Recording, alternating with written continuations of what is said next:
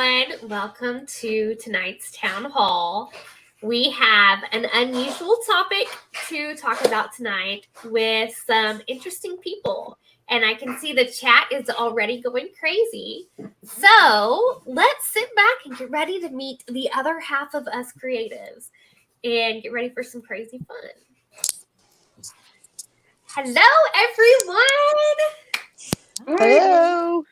So what we're going to do first is we're going to go around and I'll let you tell the viewers who you are and you can tell them who your creative half is. So we're going to start and I'm going to make you the screen is going to be all you as we go around. So don't freak out, guys. Here we go. Hi, I'm Janelis Rivera and I'm JD Estrada's wife. Thank you for being on tonight. I'm Chris Degraffenreid, and our wonderful, beautiful host is my wife. Oh, look at you being sweet. That's all you get. Hi, I'm Mikki Gaffen, and Adam Gaffen is my better half, and he's the creative. Yes. And then Sharon. Hi, I'm Sharon Tann, and Brian Tann is my husband. All right, guys. So we're all married to an insane author, and I'm calling myself insane in that too, I know, right? Let's pull up. So let's see who all's here. So we've got Joe, Adam. Then he says no pressure. Joe says only fun had here. Anita is here. JD's on. And Joe's saying hi to everybody in the chat. Oh, look at JD being super sweet. Aww. I love this so much. You all look so great. Thanks for the compliments, Joe. And other half, not better. Oh, Adam. So, guys, we don't have questions from the chat yet, but I do have a list of questions. And I took a poll today in my group. We're just going to have some fun with this. Let's see. So the first question on deck, and I know some of the answers to this already, I'm not going to eyeball Chris at all, but is, have you read your significant other's books? So who wants to go first? Tell me what you've read and whether you actually enjoyed it or not. I can go first. I've read a few of JD's works. I've read stuff from him since before he published for the first time. And I think I have some of those works somewhere. I read Only Human as a first draft before it was ever edited or published. I started reading the draft of Shadow of a Human. I am currently beta reading something that's coming up. And I've read poems here and there. I started reading Given to Fly, and I'm like halfway through 2020. But yeah, a little bit of everything, and I do know everything that he has published and he has worked on as I help him whenever we're at convention or anything. So I do know what his works are all about. I think that's it. Nice. I can go next if you like. Absolutely. I don't know if I should say I've read everything that he's written, but I've at least listened to it on audiobook. And I love listening to the audio versions because, I know how I think it sounds and then I hear how they say it. And I love his writing, so that's really easy for me. If I didn't, I wouldn't be able to read it. And I'm very upfront and honest, so if I didn't like it, I'd say so. So, that's lucky. Favorite, I suppose I could go for. I really like Into the Black. Ooh. But yes, yeah. Into Black was a good book. So I can go ahead. I haven't read all of them. Some of them are not really, how do you say this? They're a little out of my depth. I did read her her part in Spice and Steam. I didn't read the rest of it, but I read That it was just thanks to be. to Adam. I did it to be supportive. But I will say is that I read her friends' books, so so that should count for something. I did proofread the first 3 books she wrote, so I was an impromptu editor on the first book for sure. So I'm not completely out of the game, but I'm not. I don't read all of them like I should. Sharon, you were gonna chime in there. I have read all of his books. The only thing I have not read are the short stories that he has written. Ooh. Alrighty. So we do have some questions now in the chat. Let me see. Alrighty. So our first question is from Joe. What is the weirdest or most unique? Is there more to that question? He finishes the question. Yes. Okay, here it is. It's like, what is the weirdest or most unique thing your creative other does that you don't quite get why they do it?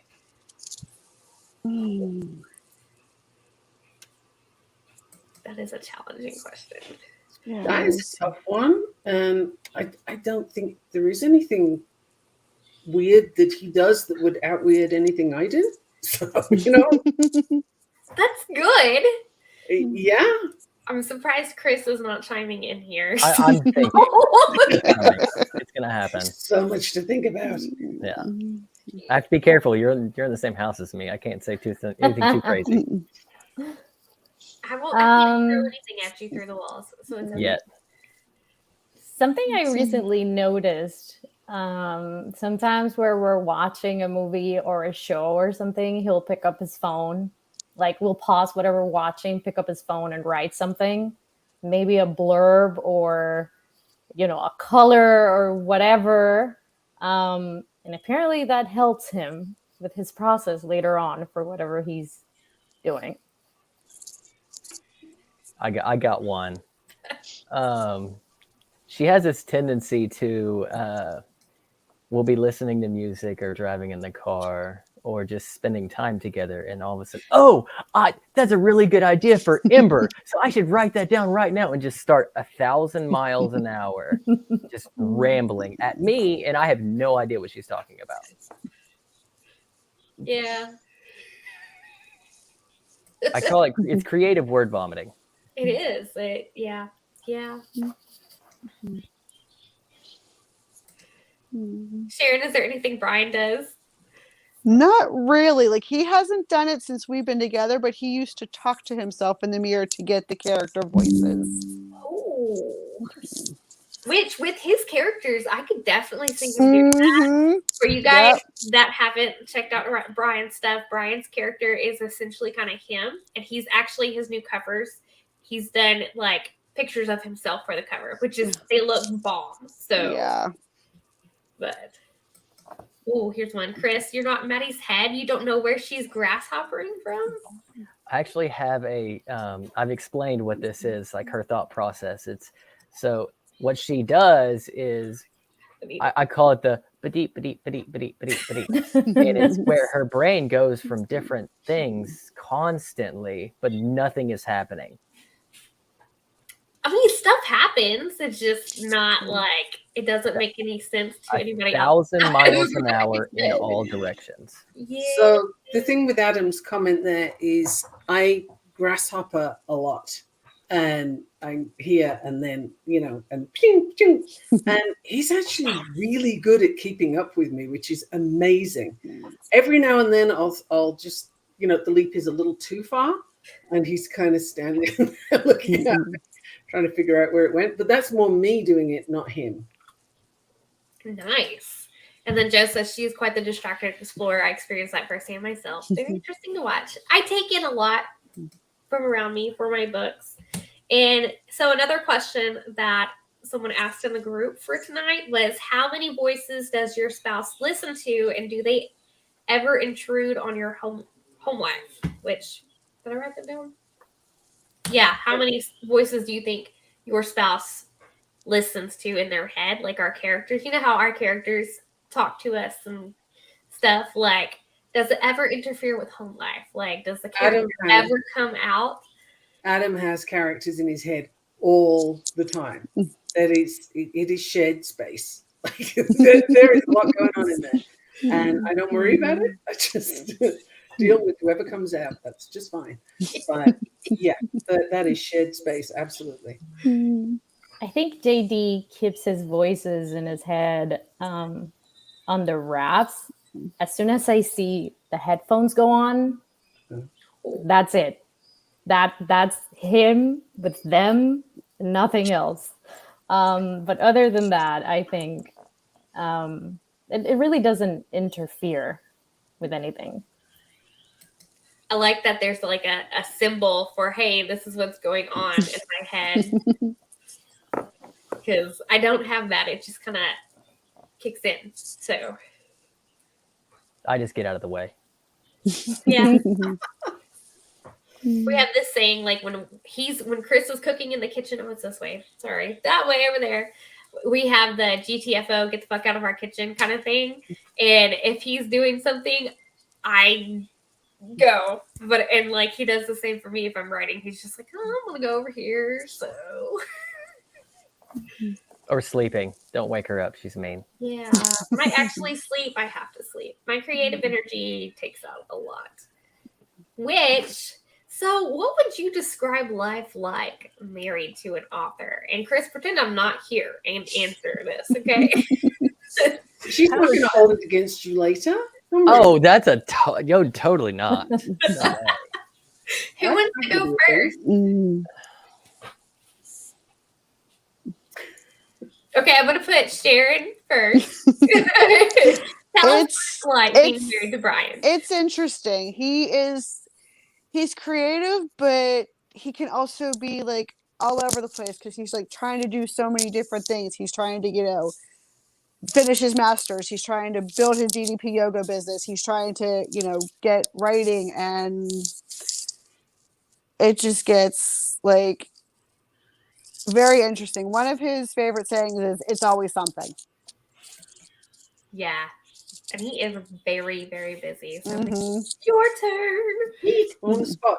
Well, Adam's in the office downstairs, and he gets to deal with all the animals most of the time, which is wonderful. And I'm in my office upstairs.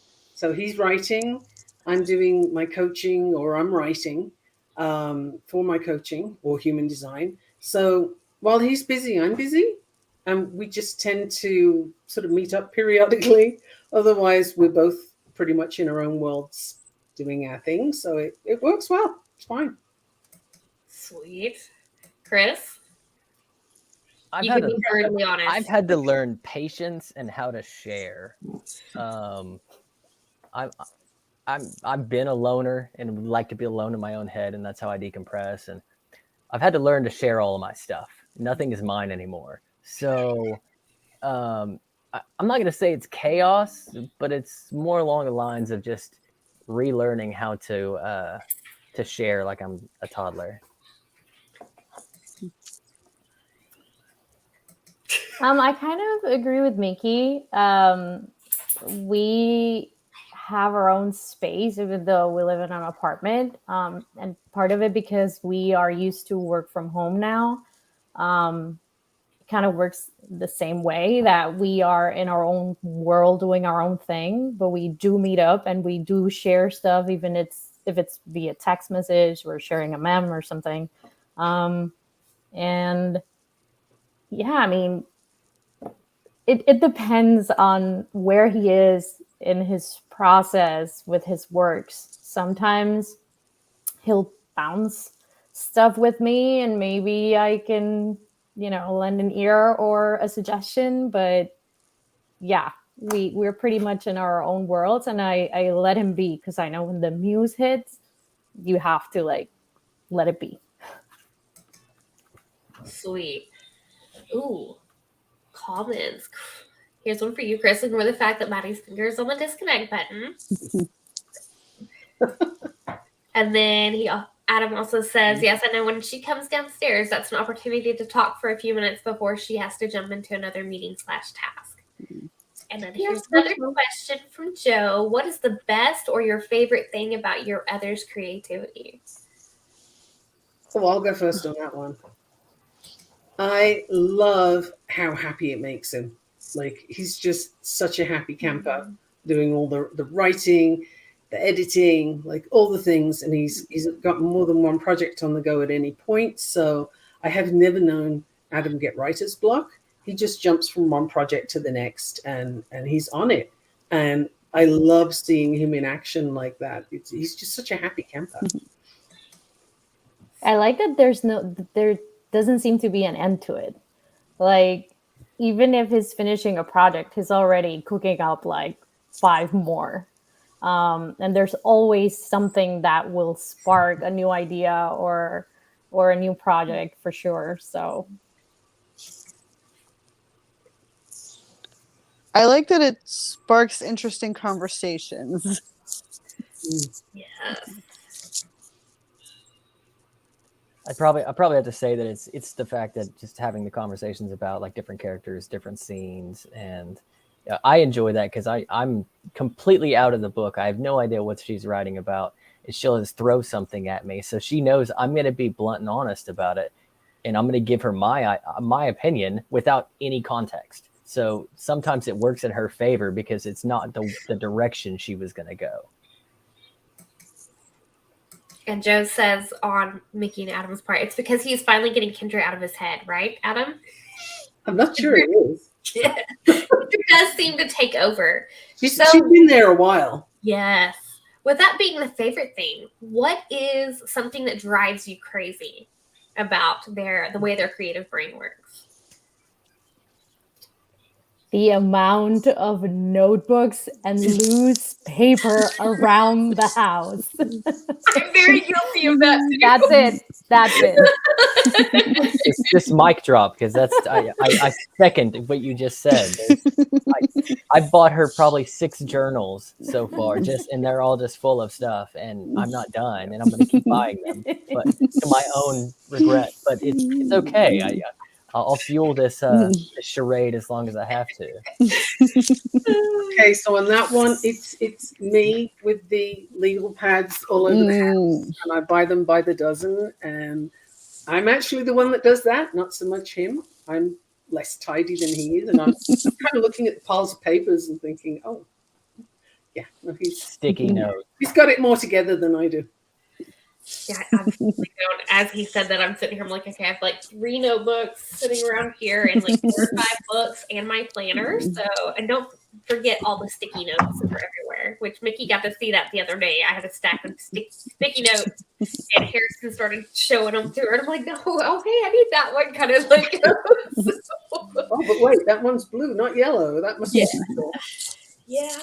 So, Sharon, anything you want to add to that? He gets so distracted, he forgets to put stuff away. Yes. Oh gosh. Yes. Yes. She just leaves doors open. It's fine. We have a toddler. It's fine. Yeah. There's no privacy in this house, so. Then I get it all into the computer. I wish I could be that organized with the computer stuff, but it's like me and technology don't work. So yeah, that's where Chris comes in because he's the techie one in the family. It's so backwards. The thing over here. So what do you guys do? Okay, so back towards the beginning of your creative's writing journey, how did you help them handle all the negativity that came with like bad reviews or getting over the humps that came along as they were trying to get going? Does that make any sense? Chris is going to be okay. I'm not aware of any bad reviews. And if anybody gave him one, I'd probably slap them. But anyway, so I'm not aware of any bad reviews, but I'm like his biggest cheerleader. So I'm just going to be like waving the pom-poms and cheering anyway. And I've done that from the get-go. So, yep, more of that, louder. I think oh, sorry, you go ahead, Chris. Okay, I was just going to say that I think a lot of it was more about self-doubt. It's not as much that it was negative reviews or anything along that line. It's just being somebody that's going to say, you may not do this and win right off the bat. It may take time, but being the person to bring her back to normalcy and to earth, saying, hey, like, you're still gonna keep chopping at this and you're gonna be great at it, and just continue to do it. Don't just give up because you got a 3-star review on Amazon one time. It's not the end of the world. Yeah, as for JD and I, we both come from advertising as our profession, so we know what it's like to have someone not like your ideas or what you presented or anything. So in that sense, we kind of know how to deal with that kind of rejection, so to say. And as Mikki said, I'm just his biggest cheerleader when it comes to any downfall or anything, and just edge him on to keep on pursuing this, which is his dream. This is what he wants to do. Yep. Sharon? Brian's is more self-doubt. One instance stands out. We went to this writer's workshop a couple years ago, and well, it's probably longer now, but he was so discouraged on the way home. He was ready to give up writing. I looked at him and I'm like, you can't. It's in your blood and you're not a quitter. Yes. I like that. I feel like you guys should put all of those, or maybe one of us should put all of y'all's suggestions into a book and send it out to authors, because sometimes we do need that extra support. So, and it's amazing that y'all are so supportive. Okay, another fun question. This one's actually one I'm curious about. Outside of just you and your significant other, does their other family members support you guys with the author journey? How do you, if not, well, I guess answer yes or no first. But if not, explain how you help them get past all the stuff that comes, all the emotions and stuff that come with that. Does that make sense? The first thing that leaps to my mind is my mom buys every single book he writes. Okay. She wants to know everything he's written, and she says, I want a copy of that. I want a copy of that. And she has everything he writes. And she's very, very quick to say that. She's always reminding me, has he finished another one he was working on something? So she's also, it must be a cheerleading gene, Maybe. Yeah, my parents helped us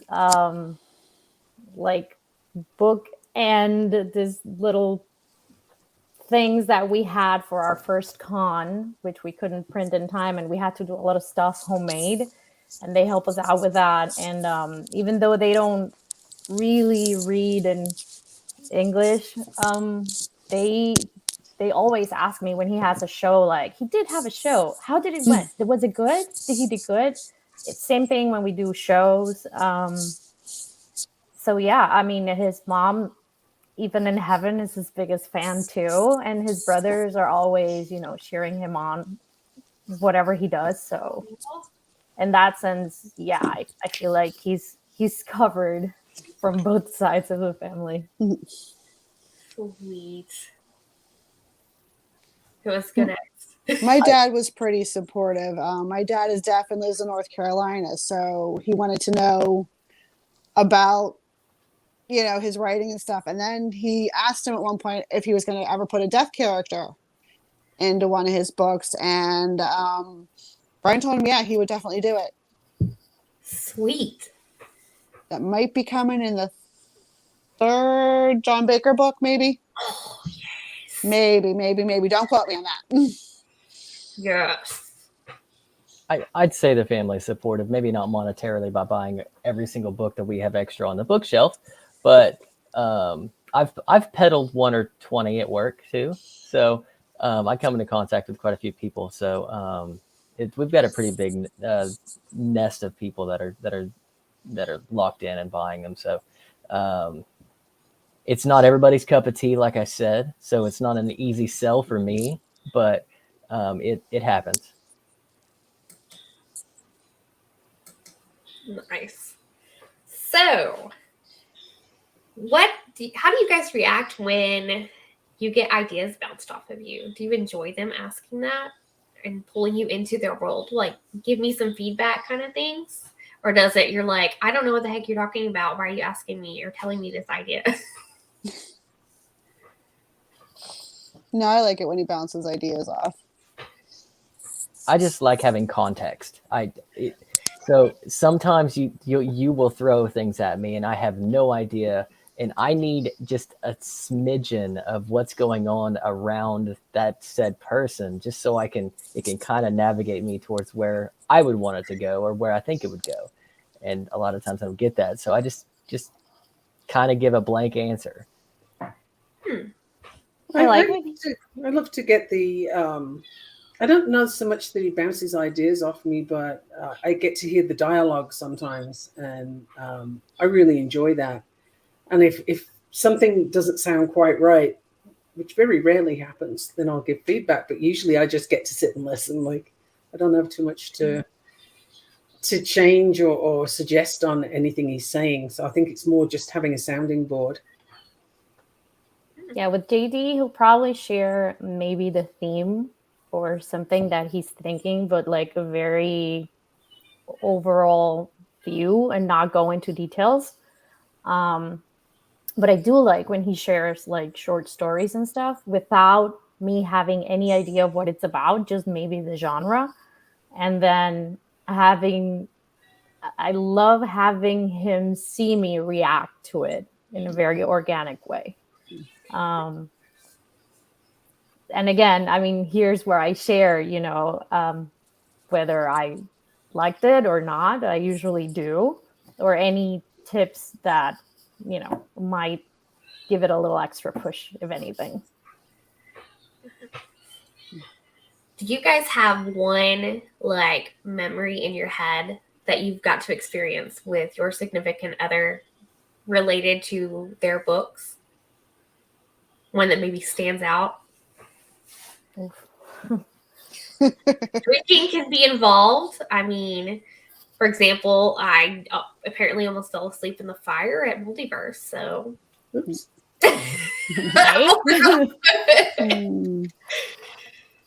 I'll never forget the look on JD's face when he sold his first book ever at Puerto Rico Comic Con, because we went in that first time not knowing if he was going to be able to sell anything.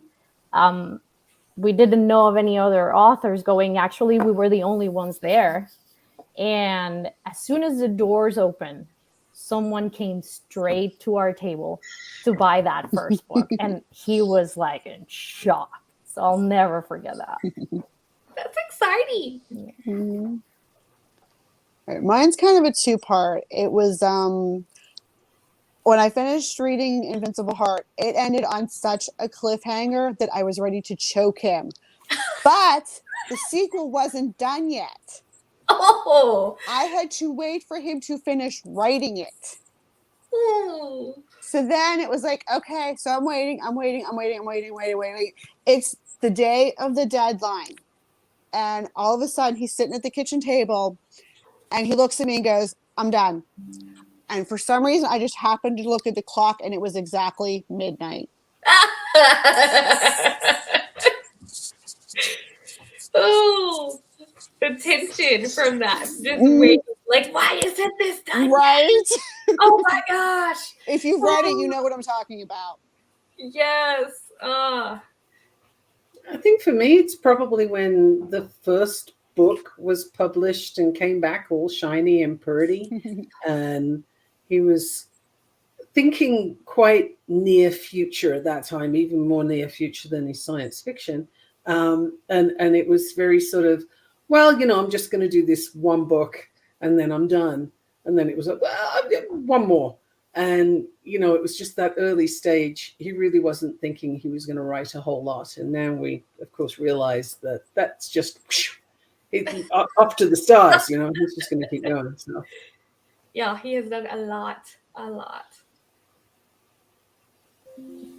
I think mine is when I'm pretty sure is when she became a bestseller on Amazon for a specific genre. And this girl was running around the house like her hair was on fire. And I had no idea what was going on. She had her son running around like crazy. And I'm just sitting there like, what is going on? What happened? Chaos had happened. Yeah. Actually, Adam just put in the comments too, when I heard the last quarter of Triumph's Ashes and got all the highs and lows, I told him off about some of that. He got into trouble for certain character deaths and so on because I was not consulted. That was not okay. That is pretty brutal. Like, I can imagine. Like, Yeah, he got to hear about that one.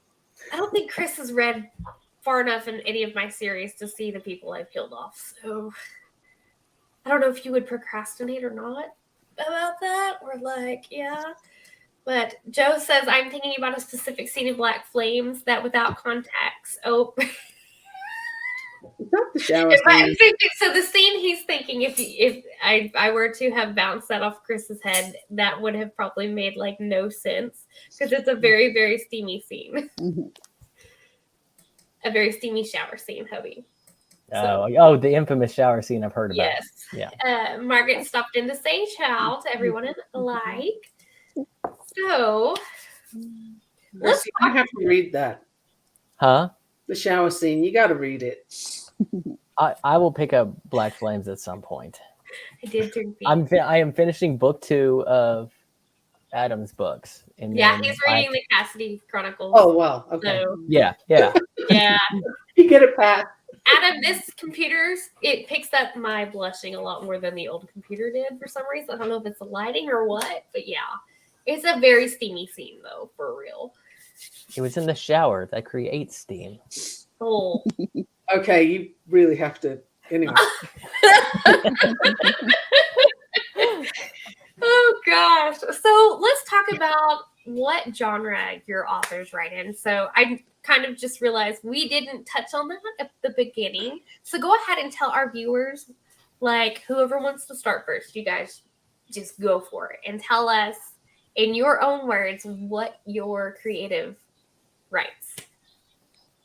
And you can make it funny if you want to. I mean, Brian's all over the place, literally. He's got 2 sci-fi novels. He's got 2 urban fantasy novels about to be re-released, and then he's got an erotic thriller that is going to be re-released in the next couple of months. And then he's got an idea for a rom-com and an idea for a horror novel. So he is literally all over the place. ooh, and he did mention the horror novel. Oh, he did? Character driven, because I was like, ooh, go for it. But he said he's got to go into a really dark place to do that. So, whoo. Yeah, he's going to be, that one's, I'm not looking forward to the writing process or reading it because I don't do horror movies at all. But he's going to be going into a lot of his dark past experiences for that book. Yeah. Oh. Yeah. Sorry, guys. I know it's hard to follow that up. I mean, yeah. That's a hell of a thing. I've heard Adam talking about his book so much that I could probably give it to you verbatim how he says it. But, near future science fiction where the heroines don't wait to be rescued, but they rescue themselves. And I think that puts it very adequately, very clearly. I like that his characters are all very strong and there's no sort of simpering women because I have no patience with weak characters. I would find that problematic. So yeah, near future science fiction. So it's stuff that you can see happening. And I've been on his case about getting some of the aspects of that on the go and got him to write to Elon Musk at one point, but maybe Adam will do that. JD writes urban fantasy where vampires don't sparkle.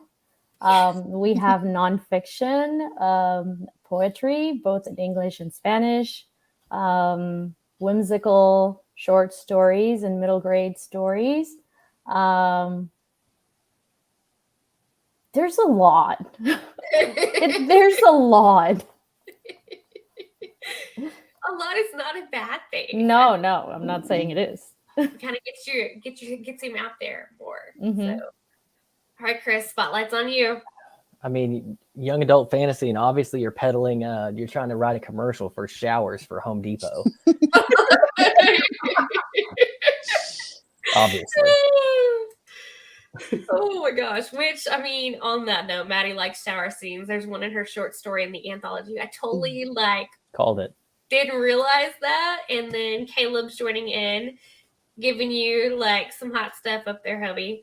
Thanks. So, and then Adam says, yes, the only time vampires sparkle is when they burst into flame. I mean, do they even have time to sparkle long enough when they burst into flame? Because I mean, Depends on how long you watch. I guess it's true. But, it's, yeah. How have you guys, if your author has experienced a writer's block, how have you helped them get through that? I kind of already covered that one. Yeah, you did I've kind never of. known him have writer's block, but there was one time where he had a sudden attack of imposter syndrome, and I was stunned. I was like, where the hell did that come from? What? But, imposter syndrome by its nature is not logical. So that was that's the closest thing to a confidence blip I can give you. But he hasn't had writer's block to my knowledge. How did you help him get through that? Because I'm just going to pull in imposter syndrome with the writer's block. Because once I finished kind of going up, I couldn't believe it. I did my best to talk him through it, but I'm not sure how successful I was in that moment, but he hasn't had it since. So, I mean, the only thing you can do is talk through it until something good comes out of your mouth. So, pretty much what I had. The JD, it depends. Sometimes he needs a change of scenery, whether that's just going out to do anything fun just to get his mind off of it for a little bit. But sometimes he just needs a little push to just keep writing. He's very structured in that sense. And even if his blog, even if he writes something that's not related to whatever the blog is about, I know for a fact that it helps him push through. So just encouraging him to just write anything, even if it's a joke, because I know that will help. And eventually he'll figure it out. He'll find his way. I think a lot of what I do is distracting. It's she gets wrapped up in something and just can't break through it. So I like to change the subject. I like to do different things, or just go back to the basics. Let's talk about the initial stuff, or let's talk about a totally different direction, a totally different thing that has nothing to do with your book, and maybe that will inspire you to figure out maybe a way to go to what we were just talking about. Those are some of my things that I try to do, because I mean our worlds are totally different. So I look at things in an entirely different perspective than she does. So a lot of times when she comes to me with stuff like that, it's my perspective is part of what sparks that writer's block away. I don't know if Brian gets writer's block, but he's always gone through spurts. It's where he'll write and then stop and then write. And as he puts it, he writes when the muse strikes him. Caffeine also, she needs that. I pretty much run on caffeine. Coffee. Yeah. Sometimes I drink a little too much caffeine. So, which, here you go, Mikki. There you go, coaching. Yay! If you could tell your significant other something encouraging regarding their work right now, what would it be? And we are not starting with Chris. He can go last.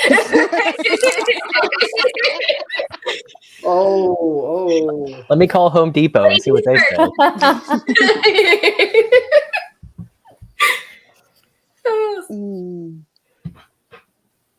Let's see. Deep thoughts. Who wants to go first, ladies? I think you should let Chris go first. If y'all insist. Okay, Chris, take it away. Just repeat the question. I gotta make sure I get this right. Oh, Lord have mercy. If you could give a encouraging piece of advice to your significant other right now, what would it be? Stop worrying about what other people think. Write what you feel is the right thing to do. Write as if you're trying to be who you are. That's good. I would say keep writing, keep pushing through. The reviews will come. Don't focus on that. Focus on getting your stories out there, because they will reach the audience, the right audience. Just keep going. I think for me, what I say is, you're brilliant. Keep doing what you do. It's awesome. You have to keep doing it. Ever since Brian and I got together, I've always told him, I said, I'm not going to let you fall. Oh, I like that one. And Caleb says, brought a tear to my eye. Oh, that was precious, guys. That totally threw me off kilter. You made me go first. Quick, say something about Home Depot showers. Oh, yeah. That's the power of the Home Depot. Oh my gosh. Oh. Okay, so everybody here, your spouse has gone to a con, right?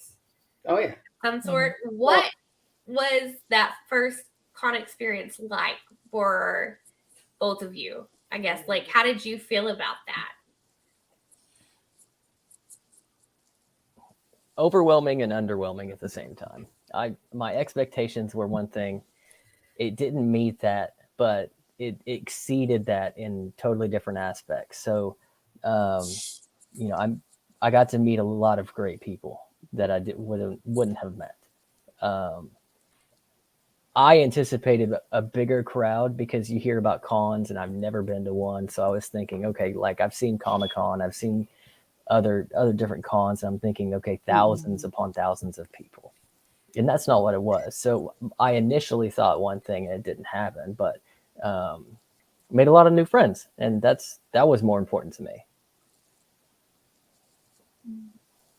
The first con I went to with Adam was not one where he was putting books out or anything, but it was Dragon Con. And that was thousands and thousands of people. It was insane. And we did a road trip from Maine to Atlanta and then road trip back. And I had a blast. It was awesome. I ended up with a whole load of steampunk clothes and met all kinds of people. Some he knew already, some we hadn't met before. And the lineups that could be miles long to get in to see someone. You met some really interesting people in those lineups too. And I was very pleased that the Doctor Who scarf that I had knitted for him, when he and some other fourth doctors had a measuring contest, because you know how guys are like that, his was the biggest.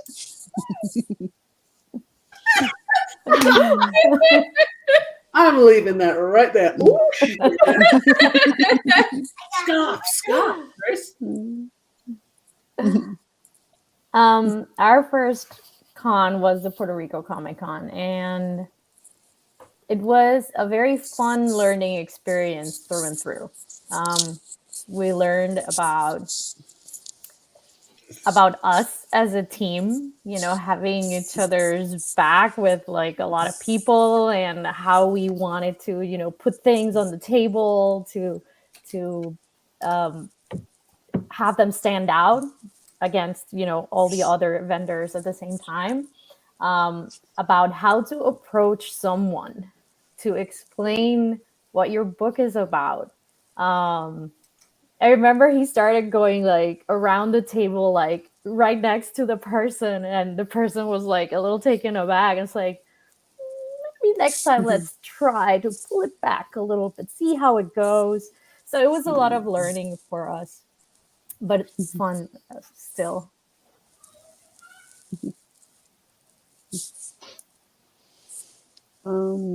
We haven't been to one where Brian's had his books there, but a few years ago we went to the Comic-Con in Monroeville where we got to meet William Zabka. And Brian was like a little kid in a candy store. This was before he lost all the weight. Ooh, Yeah. nice. So Adam asks now, is that attending a con as a partner of a creative or just attending a con together? And I guess it could be either or, really. So, and then mic drop.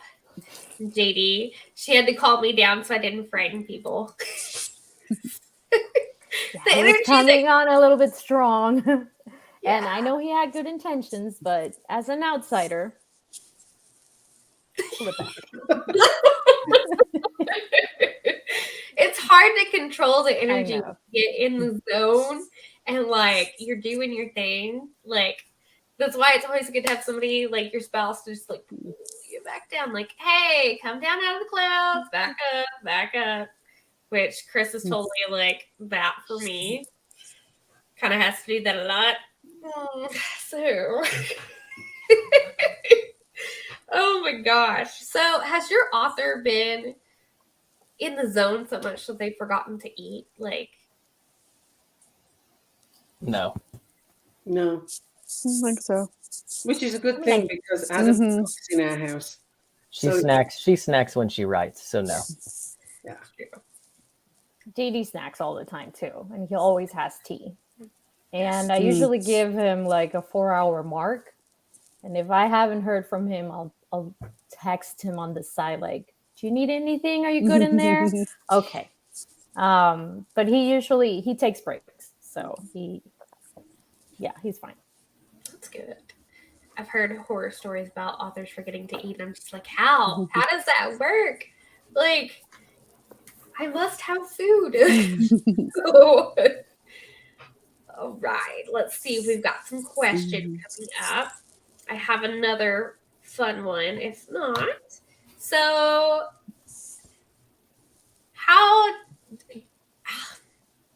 what is your thought? Does your author obsess about getting book reviews? Like, do you have to provide encouragement there for that when they aren't showing review? Like the books don't have as many reviews as they'd like. I mean, I think it all goes back to the encouragement part. I wouldn't say that he's obsessed with reviews because he's not, but the lack of definitely always plays a role, maybe in his self-esteem, or maybe he doubts himself a little bit, as a writer. And I totally understand, it's totally valid where he's coming from, but I think it all comes back to encouraging him to like, don't focus on the price, focus on the journey kind of mentality. Because I know it will happen. And maybe the encouragement could be like, taking a step back, refocusing specifically on what you want, maybe focus on one book versus all the books at the same time. It all depends. Anybody else want to add? I'd say Adam gets excited about it sometimes, and if he's really close to a number that he's looking for, that can be a bit sort of antsy waiting for that one to come in. I get irritated if I see a review that's like 3 stars and then they didn't say anything. God damn it, if you're going to put a review like that in, say why. Right. And ideally make it funny, but you don't just like drop that and leave. That's annoying. So I have more of a problem than he does, but mine is more from the perspective of I just think it's crappy treatment to do that. Just put a star down, but not say why. Yeah. So I wish they would have to verify that they actually read the books in some That's way. a good point. Like they take a test, the general 4 or 5 questions about the book. If they fail that, you can't put a review on it. Like why can't that be a thing? I like that idea a lot. Like who's the main character? If you don't know that, you can't put a review down. That is true. Yeah. Or maybe thinking of our other halves though, maybe if they put the rule in that if you can't say who the main character is, you have to leave a 5-star review. That's Yeah, even there's a better. caveat. I like that caveat. Yeah, I am 100% behind that idea. Absolutely. Like, and Adam agrees too. So, Hey, which chat, if you guys want me to ask these lovely guests anything specific, please let me know because, yeah, I know you guys should have some questions too. Even if it's like something crazy or out there. Like, Adam, is there anything you want me to ask that Mikki might answer crazy like? Or JD? don't give Caleb any ideas. I mean, Me answer something crazy? you never know. I know you guys are good at this, though. And I know, like, Caleb said, I feel like that's directed. Oh. The chat is actually very quiet. They're giving you guys all the focus. So since we have like been chatting about everything related to our, well, the significant others. It's weird saying our significant others because mine's over here somewhere. Do you feel like you should actually go and read all of their stuff? Like if you haven't? Yes. Mm-hmm. Yes. Especially the shower scene. It better be epic. If it's not, after all of this talk about it, I'm gonna be upset. Obviously. Of course Better it's be. epic. Oh, Chris, you're gonna hate me when you read it. You're not gonna hate me, but like I'm loving how much you're blushing. Like I'm gonna have to go read that now. the fact that Joe read it before you though is kind of like, yeah. So I think they should start telling tales of things that have happened in the writing process as I feed the dogs before they chew on my ankles. Which is another reason why there's no starvation in this house, because the animals wouldn't permit it. Ooh, what advice would you give other significant others who might be starting this journey with their creative partner? And Chris, you haven't read it. Yeah, Caleb's read it. So Well, good for him. I said before you started writing them that I don't read those types of books. yes, I know. What are you listening to? I will try. I read the anthology one, so at least give me that. Okay, advice to give other significant others who might be starting this journey with their creative partner would be supportive and have your own things to do. I was going to say supportive as well. Also, be patient and understanding. Understand it's a slow process. Yes. It doesn't happen overnight. And so the patience is for everybody involved, not just the writer or the significant other. It takes, as much as I want her to hit it big and be on the New York bestseller and all this other stuff, and I want it to happen because I want it for her. But I also know that this is a stair climb. It's going to take a little bit of time and networking, who you know, stuff like that too. And I mean, just seeing the leaps and bounds from where she started to now is massive. So, I mean, I'm extremely proud, but you just give it time and just support them as best you can.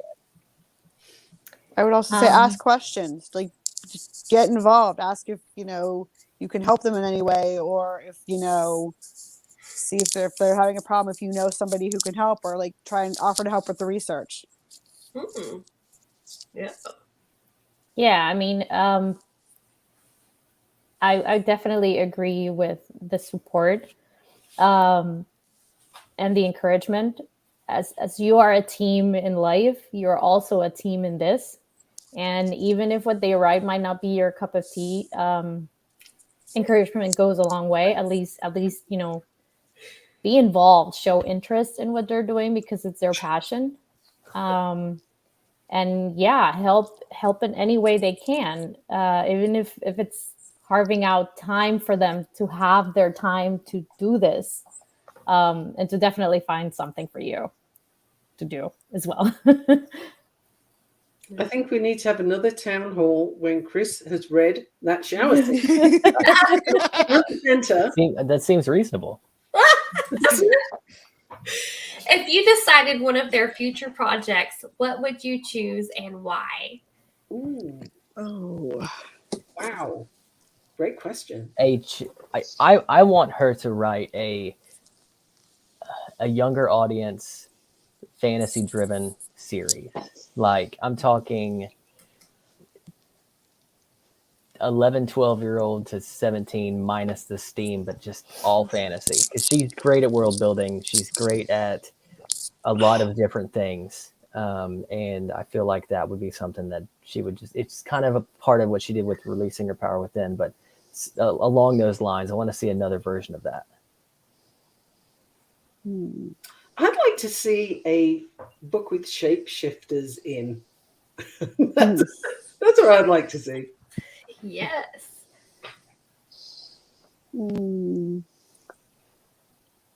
Several people have asked him to do this, and he's already said he's probably going to, but I want him to write a book about his weight loss journey. Oh, yeah. That would be good. I love mysteries and whodunits, so for me that would be epic. But besides that, I would love for him to write like a 1 hour, one man comedy show. Ooh, So I think it would be cool. nice. And another question, if you had to pick a food or drink to have your significant other's name as well as yours, what would you choose? What? Daddy? Something to do with tequila. Coffee.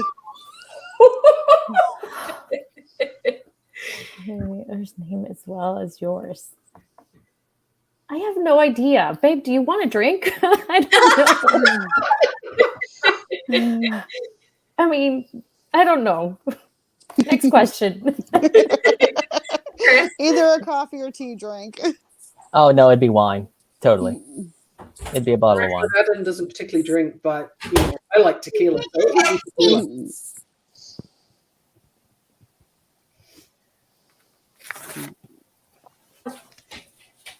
And then Caleb says it's take two to make things go right. He was singing. It's a good question, JD. What's your reward for putting up with us nuts? Do you reward yourself, guys? Because I feel like y'all should have a reward for putting up with us. I mean, just seeing him happy and flourishing in this definitely is a reward on itself. But getting to share that with him, it doesn't matter what we do. Okay, I second that.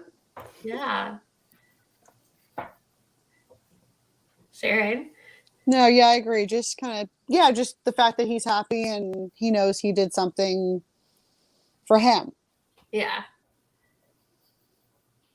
Chris, you're on the spot. I missed the question completely. I'm sorry. It's at the bottom still, as our child's probably coming back to my side of the house now. So What's your reward for putting up with us nuts? I don't really shots of whiskey don't count. No, I mean it should. Chris, she is the reward. Come on. I don't know. She might be. He's my town hall meeting. This is unofficial town hall uniform. I'm giving you time to think it over, dear. What? That is true. Yep, you did get me wine on Joe's bar before. So what is your answer, hubby? What your reward? Like, I don't need, and I'm good. I don't need a reward. Like I signed up for this. It's golfing. I'm going to say it's golfing. Oh yeah, I mean I like to play golf, but no, I signed up for this. Isn't that how this works? Didn't we? I'm pretty sure you got roped into this. No. I gotta say so. No, Mikki actually wrote me into this. She said, "I'm not doing it unless you do it." That's true. That's true. Oh my gosh. So guys, we are coming up on the end of our hour. So we're going to go back around. I'm going to start in reverse. And I want you to tell our viewers where they can find your author's work. Oh wow, you should have given us a heads up on that. How about I came up with the website name, so I'm good. Chronicles.com? I'm persuasive. Mikki is persuasive, yes. All right, so we're going to start with Sharon. I think it's Facebook. Brian A. Tann is his thing, his author page. I think all his stuff is on his regular page too. Cool. Go ahead and tell us his books, some of his books. That might. Well, the two books in the sci-fi series are Invincible Heart and Unbreakable Mind. The two books in the urban fantasy series, which are going to be re-released soon, is The Enforcer and The Hunted, and that's actually my favorite series. And then Ed and Livy is his erotic thriller, which he's looking to release probably sometime between December and February. Sweet. This is like the hardest challenge for some of you guys. Mikki? So CassidyChronicles.com, and I'm going to say you get to that lovely website, scroll on down and look at all the things, because he's got so much there, and there's anthologies, and he's got a couple of projects on the go right now. So I'm not going to list all the books. Go look at them and go get them if you haven't got them. All right, Chris, challenge is on you now. So her name is Madeline Dale, and you can find her at the Chapter Goddess. I came up with that name. So He did. but go check it out. There's plenty of books, especially the last anthology that she's a part of called Spice and Steam. Oh, look at you. I'm so proud of you, Hubby. Well, you can find him at JD Estrada or JD Estrada Writer on social media, Facebook, Instagram, and Twitter if it hasn't gone under. Amazon.com. And if you're in Puerto Rico and Tasas Importadas, the books are there. Stay tuned because many things are coming very soon. Sweet. All right, guys. Well, I want to thank everybody for joining in for this awesome, unique show we had going tonight. As Chris mentioned, you can find all of my stuff at my website here. I'm Madeline Dale. And while you're here, make sure you hit the like and subscribe button. We have a lot of things coming up on Go Indie Now. And Sunday with This Week in Indies, we've got a great topic coming up. Make sure you hit the notification icon, the bell icon, to let you know when we go live, because it's going to be a great show. But remember, guys, it is always time to go indie now. Have a good night.